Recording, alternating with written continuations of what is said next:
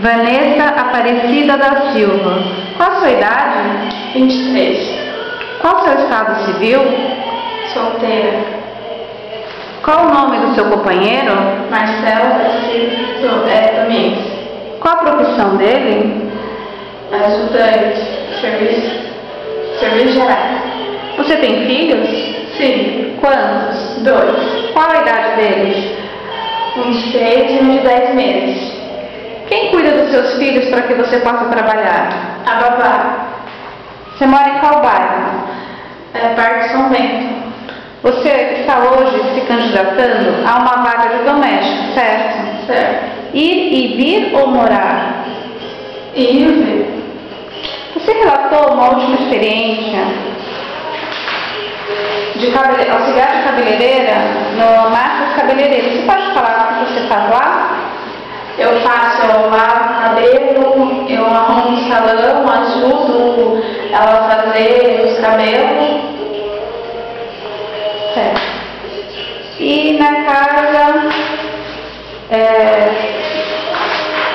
do senhor Bruno Bodelon, o que você fazia lá? Eu limpava, passava, cozinhava, Cuidava de uma criança. E na de Manos?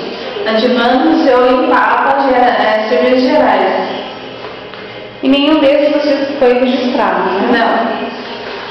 Qual o motivo que você saiu do emprego da de Manos, que foi o seu último emprego?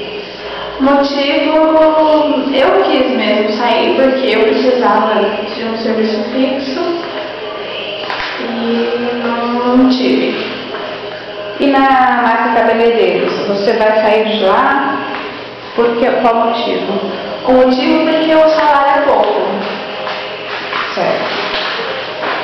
Você escolheu essa profissão porque você gosta, porque você cozinha bem, né? Você me relatou.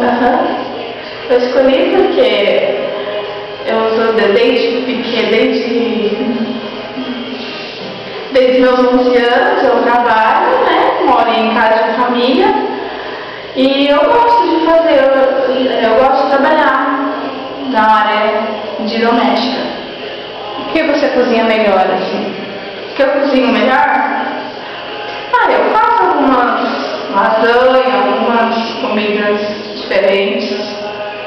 Você gosta bastante de limpeza? Gosto. Certo. E gosta de cuidar de crianças, se houver crianças em casa?